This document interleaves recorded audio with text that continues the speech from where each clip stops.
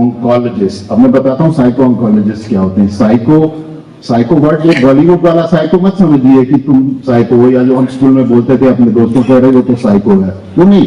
Psycho का मतलब कि दिमाग से रिलेटेड, आपका जो सोचने का है उससे रिलेटेड कोई भी प्रॉब्लम है।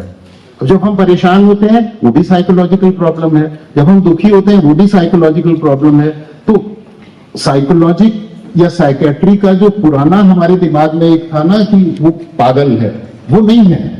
साइकोलॉजी का मतलब कि हमारी थिंकिंग, हमारा थॉट प्रोसेस जब भी नॉर्मल से थोड़ा ऊपर या नीचे हो गया, वो एक साइकोलॉजिकल प्रॉब्लम है। और ऑन्कोलॉजी का मतलब है कैंसर। कैंसर से रिलेटेड जो हमारी ब्रांच होती है उसको हम ऑन्कोलॉजी कहते हैं।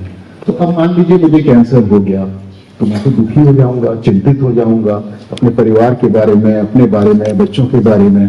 तो जो हर मरीज को साइकोलॉजिकल प्रॉब्लम होती है, चिंता होती है, डिप्रेशन होता है, वरी होता है, लेकिन जो कैंसर के मरीज हैं उनको बहुत ज्यादा होता है। तो उनको भी डॉक्टर लोग तो ट्रीटमेंट कर रहे हैं, चाहे वो ऑपरेशन से कर रहे हो, चाहे कीमो से कर रहे हो, चाहे बिजली का इलाज कर रहे हो, लेकिन उनकी मानसिक परिस्थिति को सपोर्ट करने के लिए साइको ऑन्कोलॉजिस्ट का एक बहुत अहम रोल होता है। तो आरती ने जो हिंदुस्तान का सबसे बड़ा कैंसर हॉस्पिटल है, टाटा कैंसर हॉस्पिटल, वहां से पढ़ाई भी की और वहां के डॉक्टर्स के साथ मिलकर अपना पीएचडी भी किया। कैंसर के पेशेंट, खासतौर से जो ब्रेस्ट कैंसर की लेडीज होती हैं, उनको क्या साइकोलॉजिकल प्रॉब्लम होती है जब डायग्नोसिस हुआ, जब ट्रीटमेंट हुआ, जिसमें अक्सर ब्रेस्ट को निकालना पड़ता है, बॉडी की इमेज खराब हो जाती है, एक आगे का डर रहता है। तो ये उसकी एक्सपर्ट हैं। और आप में से किसी को कैंसर नहीं है, लेकिन क्योंकि वो साइकोलॉजिस्ट भी हैं, तो मन से रिलेटेड, दिमाग से रिलेटेड, चिंता से रिलेटेड, डिप्रेशन से रिलेटेड, दुख से रिलेटेड कुछ इश्यूज हम उनके साथ डिस्कस करेंगे। उसके बाद मेरे साथ हैं डॉक्टर सोनू सिंह, जो हमारे फिजिकल मेडिसिन एंड रिहेबिलिटेशन, यानी शरीर में इंजरी की वजह से, बीमारी की वजह से, ऑपरेशन की वजह से अगर कोई हमारी बनावट में प्रॉब्लम आ गई जिससे हमारी एक्टिविटीज में करने में दिक्कत हो रही है या पूरी नहीं कर पा रहे हैं, तो उन पेशेंट्स को कैसे सपोर्ट किया जाए और कैसे उनको नॉर्मल की तरफ लाया जाए, ये उसके एक्सपर्ट हैं। तो ये मेरी एक्सपर्ट टीम है। अब मैं, जैसा मैंने कहा, आपके बिहाफ पे एक एक करके इनसे क्वेश्चन पूछूंगा और ये आपको उसके बारे में बताएंगे। कुछ देर हम ये क्वेश्चन आंसर सेशन रखेंगे और फिर कुछ टाइम हम फ्री रखेंगे कि आप में से कोई भी किसी भी टॉपिक से, जरूरी है कि जो टॉपिक हम डिस्कस कर रहे हैं उसी से, किसी भी टॉपिक से संबंधित कोई प्रश्न पूछना चाहें तो हमारे एक्सपर्ट से पूछ सकते हैं। एक ही रिक्वेस्ट है कि अपनी इंडिविजुअल प्रॉब्लम नहीं डिस्कस करिएगा, क्योंकि वो तो एक डॉक्टर और पेशेंट के बीच में कंसल्टेशन होता है, वो ना आपके लिए पब्लिक में पूछना ठीक है और ना हमारे लिए उसके बारे में बताना ठीक है। जनरल क्वेश्चंस पूछिएगा, चाहे किसी से भी रिलेटेड हो। तो पहला सवाल मेरा है डॉक्टर मनीष से। जैसे मैंने कहा, ये सब लोग हेल्दी तो हैं, लेकिन आगे चल के भी हेल्दी रहें, उनका शरीर स्वस्थ रहे, क्या आप इनको एडवाइस देना चाहेंगे कि प्रिकॉशंस इनको क्या लेना है? नमस्कार, गुड मॉर्निंग। मैं डॉक्टर मनीष पहाड़िया। आप सबको देखकर मुझे बहुत खुशी हो रही है कि इतने यंग पुलिस मैन आज यहाँ पर हैं और वो ऑलरेडी फिट लगी रहे हैं, उनको किसी तरह की टेंशन नहीं है। फिर भी ट्यूशन ये है कि जो आज हमारे फिटनेस है उसको फ्यूचर में कैसे बनाए रखें, कैसे फ्यूचर में ठीक रहे, हेल्दी रहे, उसके हम करेंगे। तो जैसे सर ने बताया कि कैसे फिट रहे, कैसे क्या प्रिकॉशन करें और क्या हम करें कि हम आगे भी हेल्दी रहे। तो सबसे पहला जो यंग पॉपुलेशन है, सबसे बड़ी दिक्कत है वो है एडिक्शन। तो एडिक्शन आजकल ऑलमोस्ट सभी लोगों को 50 से 60% सभी लोग एडिक्शन करते हैं। एडिक्शन कई तरह का होता है। पहला होता है सामान्य शराब का, टॉबैको का, स्मोकिंग। तो सबसे ये रिक्वेस्ट है और सबको ये एडवाइस है कि आप किसी भी तरह के नशे से दूर रखें, चाहे वो छोटा नशा हो या बड़ा नशा हो। उन्होंने दो चीजें बहुत इंपॉर्टेंट बताई। एक है नो, सिगरेट, शराब और तंबाकू, तीनों को बिल्कुल स्ट्रांगली नो बोलना है। और अगर अनफॉर्चुनेटली ऑलरेडी आप उनके चंगुल में फंस चुके हैं, तो या तो अपने आप, अपने फ्रेंड्स की मदद से, अपने परिवार की मदद से और या डॉक्टर की मदद से, और इसमें भी साइकोलॉजिस्ट भी और साइकेट्रिस्ट भी दोनों आपकी मदद कर सकते हैं।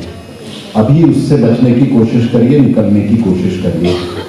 और आपके परिवार में भी अगर या आपके मित्रों में भी अगर कोई इसमें फंस चुके हैं या इसकी तरफ जाने की कोशिश कर रहे हैं तो उनको भी रोकिए, ये भी आपका फर्ज है, बहुत जरूरी है। टाइम में हमारे शरीर में काफ़ी चेंजेस होते हैं, जैसे शरीर में थकान होती है, चिड़चिड़ापन होता है, खून की कमी होती है, विटामिन्स की कमी हो जाती है।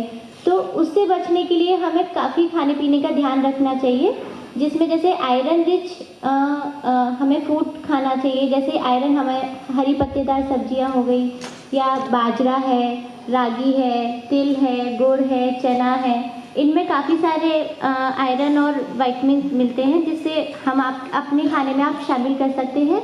इसके अलावा जैसे प्रोटीन रिच, आप प्रोटीन की भी रिक्वायरमेंट पूरी होती है हमारे बॉडी के लिए। तो प्रोटीन हमें किस किस से मिलता है? दूध और दूध से बनी चीज़ें होती हैं, पनीर है, टोफू है, मावा है, रसगुल्ले हैं। वाइट रसगुल्ले तो आई थिंक सबको पसंद होंगे, यहाँ सबको पसंद है। तो रसगुल्ले तो आप शौक से खा सकते हैं, और प्रोटीन समझ के तो बहुत अच्छे से आप खा सकते हैं, उसमें अच्छा प्रोटीन सोर्स होता है। उसके अलावा अंडे हैं। अंडे कितने लोग खाते हैं यहाँ पर? अंडे खाते हैं? तो अंडे की सफेदी खानी है कि क्या अच्छे खाने हैं और क्या अवॉइड नहीं कि कभी नहीं ऐसा होगा तो मैं भी नहीं फॉलो करूंगा, क्योंकि जैसा मैंने बताया मुझे भी ये सब चीजें बड़ी अच्छी लगती हैं, कभी कभी खा लेता हूँ, जब ज्यादा खाता हूँ तो आयुषी को नहीं बताऊंगा, लेकिन उसको रूटीन नहीं बनाना है। और खासतौर से आपके घर में जैसे आपके यंगर ब्रदर या सिस्टर हैं, आज की जो जनरेशन है उसमें ये बहुत कॉमन हो रहा है, उनको भी आपको ये चीज बतानी है। और मैं देख रहा हूँ कि बहुत सी यंग ऑफिसर्स हैं, तो they are going to get married, they are going to have children, so maybe we can do a special session some other time only for the women officers, because उनकी problem जैसा आयुषी ने बताया अलग है, तो हम एक अलग सेशन आपके लिए कर सकते हैं, क्योंकि उस पीरियड में जब आप प्रेग्नेंट हैं, जब आपकी डिलीवरी है, जब आप ब्रेस्ट फीड कर रहे हैं अपने बच्चे को, वो डाइटरी रिक्वायरमेंट पूरी अलग होती है, पूरी चेंज हो जाती है, और उसके बारे में हम अभी और डिस्कस करेंगे। अब हम आते हैं फिजिकल फिटनेस पे। तो आप लोग फिट तो हैं सर, लेकिन आप लोग एक्टिव हैं, और कभी कभी आपको ओवर एक्टिव होना पड़ता है। किसी लेडी का पर्स छीन लिया तो आप नेचुरली, तो आपकी ड्यूटी क्या, आप उसके पीछे दौड़ेंगे, और इतना ट्रैफिक है जयपुर में, वहां आप इधर से दौड़ रहे हैं उसको चोर को पकड़ने के लिए, तो चोट भी लग सकती है, इंजरी भी हो सकती है, आपके नॉर्मल जो काम है उसमें भी हो सकती है। तो फिट रहते हुए भी कैसे इंजरी को अवॉइड करना है, क्या प्रिकॉशंस लेनी है, आपके लिए बहुत इंपॉर्टेंट है। तो जैसा मैंने बताया, डॉक्टर चेतन हमारे इमरजेंसी के एक्सपर्ट हैं, दिन रात के ट्रॉमा के पेशेंट्स को देखते हैं, तो मैं रिक्वेस्ट करूंगा चेतन से कि आपको बताएं कि कैसे आपको ओवर एक्टिव रहते हुए भी अपने को सेफ रखना है, अपने को बचाना है। तो सबने physical fitness test and on pass किया होगा, ओके। सबने प्रिपरेशन करी उसकी के लिए? कैसे प्रिपरेशन करी? बहुत सारी प्रिपरेशन करी, रनिंग करी होगी, एक्सरसाइजेज वगैरह करी, राइट? ओके।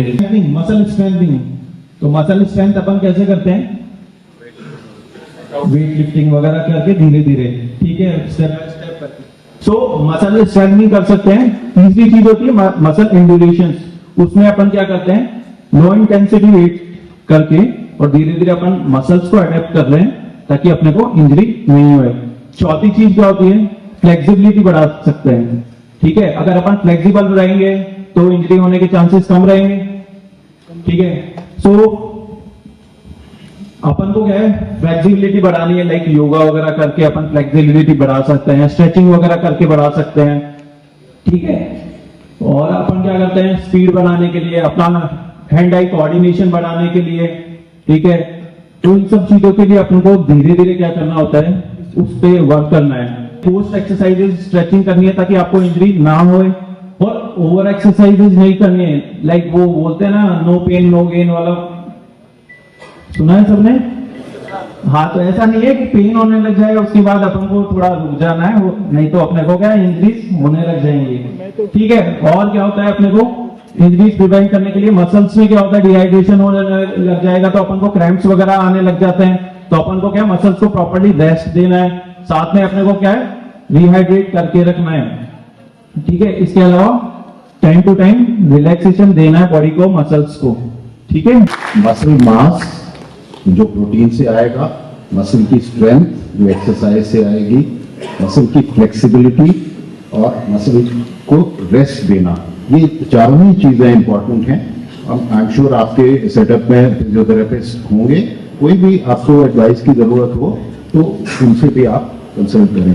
तो आप सब यंग हैं, फिट हैं, एक्टिव हैं, और डॉक्टर चेतन ने जो आपको प्रिकॉशंस बताए, जो चीजें बताई वो आप करेंगे, लेकिन फिर भी जैसा आपका काम है उसमें इंजरी तो होती है, इंजरी हो सकती है। एंड आई एम श्योर आप लोगों को हमारे कंपैरिजन में इंजरी होने का रिस्क थोड़ा ज्यादा है, क्योंकि आपका काम ही ऐसा है। तो इंजरी अगर हो जाती है, चाहे वो किसी भी किस्म की, और ज्यादातर इंजरीज क्या होती है कि बहुत ज्यादा आपने अगर फिजिकल एक्टिविटी की तो मसल में स्प्रेन हो गया, या गिर गए कुछ करते हुए तो रप्चर हो गया मसल्स का या टेंडन का, एंड लास्ट इसकी बोन्स का फ्रैक्चर भी हो गया, तो हो सकता है ऐसा हो। तो जो इंजरी अगर हुई है तो इससे पहले कि आप हॉस्पिटल जाएं, इमरजेंसी में डॉक्टर चेतन के पास जाएं, घर पे भी तो कुछ उसका वो करना है। तो क्या आप इनिशियल मेजर्स कर सकते हैं कि जिससे आपका पेन, आपका डिस्कम्फर्ट, आपकी डिसेबिलिटी वो कम हो जाए, प्लस और फर्दर डैमेज ना हो। जितना हो गया वो तो हो गया, लेकिन और फर्दर डैमेज ना हो वो हमें बताएंगे डॉक्टर सोनू से। Doctor Sonu. Good morning everyone, I am doctor Sonu, lieutenant colonel. मैं इस फेज से पास कर चुका हूँ, जो आप फेस कर रहे हो ये चीज मैं भी लाइफ में एक्सपीरियंस कर चुका हूँ। मैं भी एकेडमी, ये सब चीजें, ट्रेनिंग वगैरह, इन सबको तो बहुत अच्छा लग रहा है देख के कि 15 साल बाद वही चीज आंखों के सामने रिपीट हो। मतलब आप लोगों से मिलके बहुत अच्छा लग रहा है।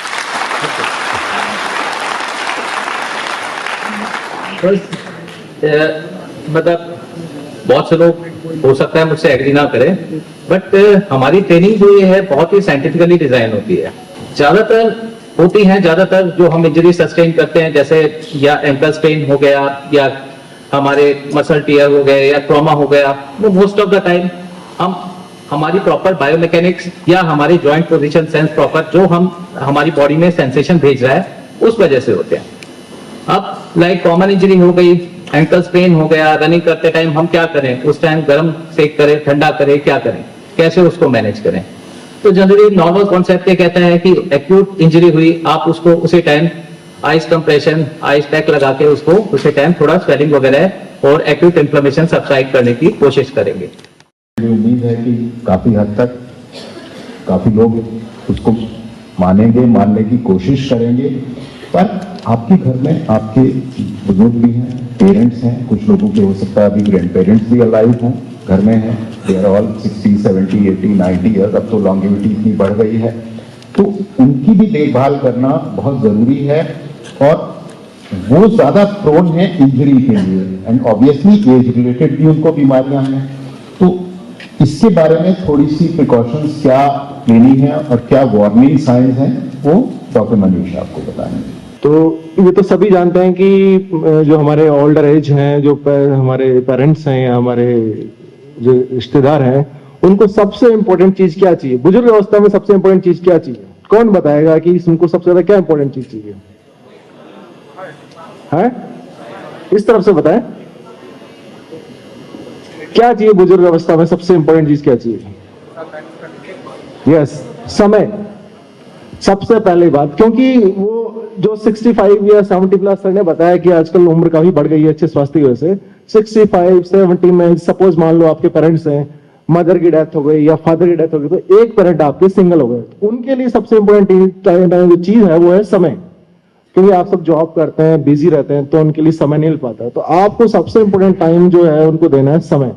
दूसरा सबसे इंपॉर्टेंट चीज जो उनको चाहिए वो है रेस्पेक्ट। रेस्पेक्ट बहुत जरूरी है। आप जितना हो सके, कई बार आप जॉब में रहते हैं, स्ट्रेस रहते हैं, इरिटेट रहते हैं, उनकी कोई डिमांड रहती है तो आप इरिटेट हो जाते हैं, तो ऐसा बिहेवियर ना करें। हमेशा उनके साथ अच्छा बिहेवियर करें, जहां तक पॉसिबल हो उनके साथ बैठकर बात करें, चाय पिए, उनसे कोई डिस्कस करें, उनसे पूछें कि क्या करें, क्या नया कर सकते हैं। इस तरह का बिहेवियर उनको क्या होता है, बहुत ही मेंटल रिलैक्स देता है। उनको लगता है कि मैं अपने परिवार के साथ रहता हूं और बहुत अच्छा फील कर रहा हूं, तो आधी समस्या तो उनकी वैसे ही दूर हो जाती है। दूसरी बात भाई, ओल्ड एज होती है तो आजकल बहुत सारी बीमारियां कॉमनली चल रही हैं, जिससे उसमें सबसे इंपॉर्टेंट है डायबिटीज और blood pressure.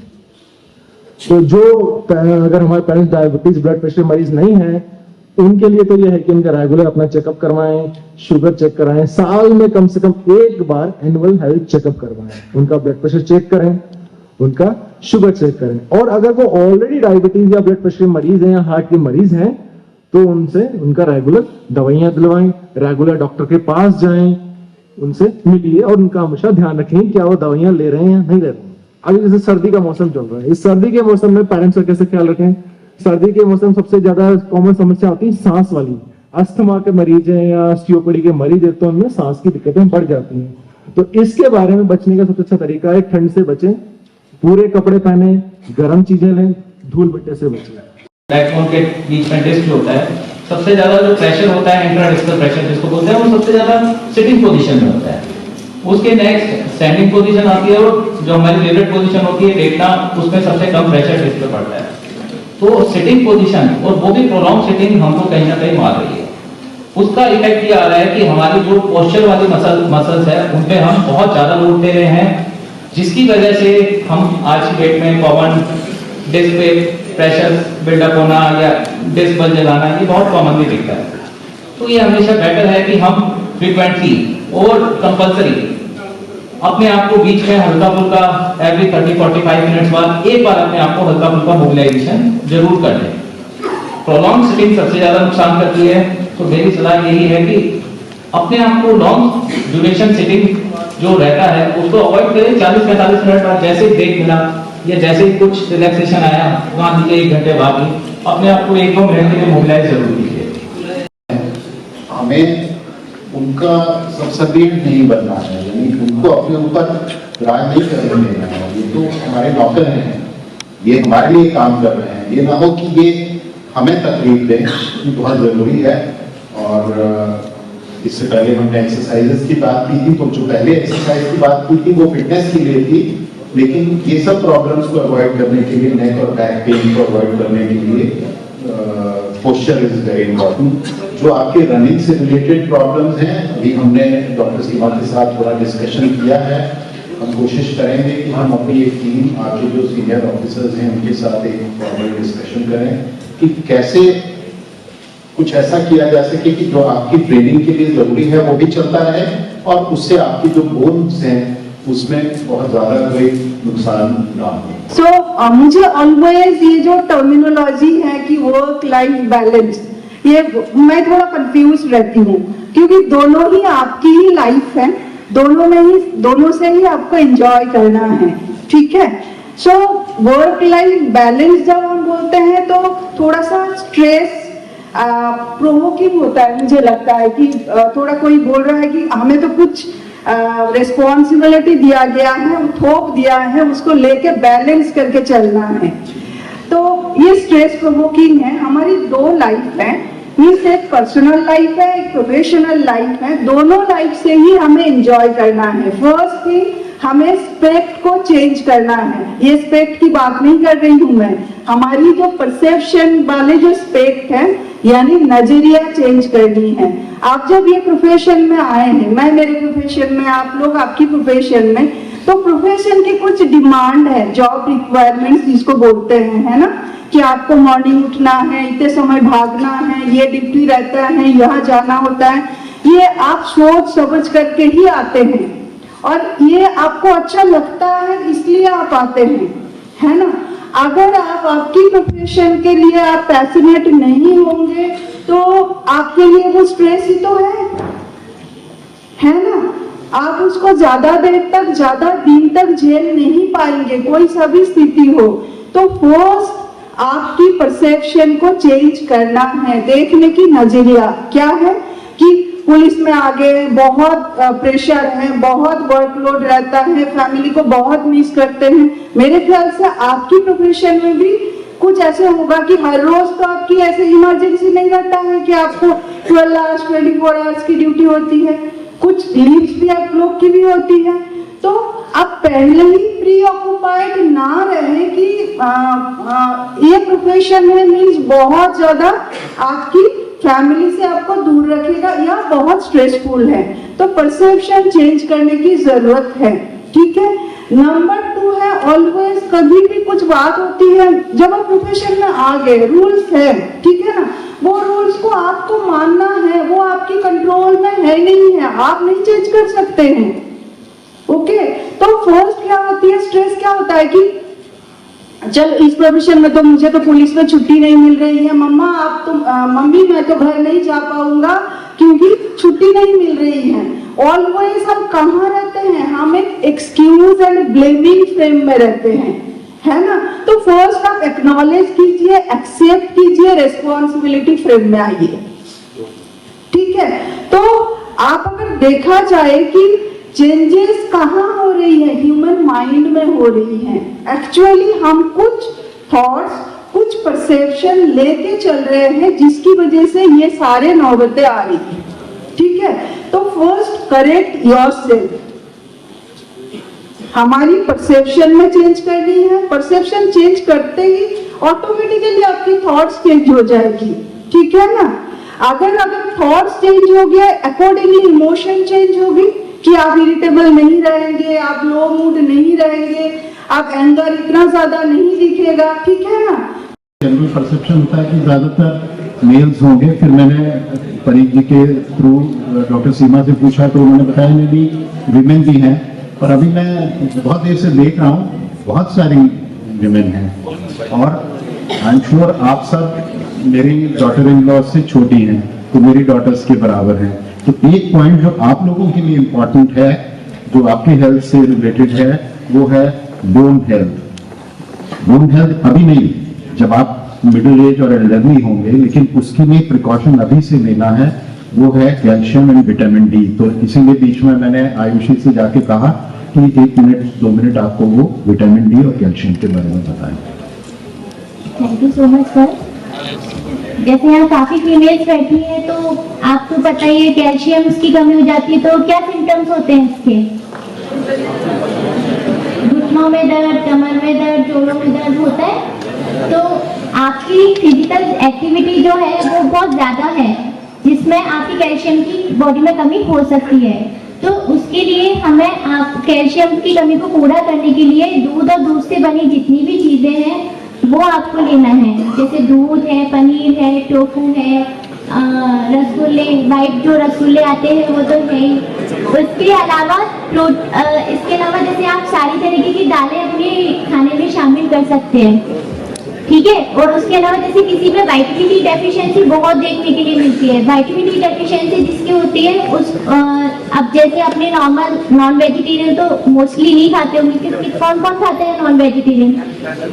Chicken, fish, meat, red meat कम ही लोग खाते हैं। तो इसके लिए सप्लीमेंट्स भी आते हैं, विटामिन डी सप्लीमेंट्स, वो आप अपने ले सकते हैं, जिससे आपकी विटामिन डी डेफिशिएंसी को पूरा कर सकता है।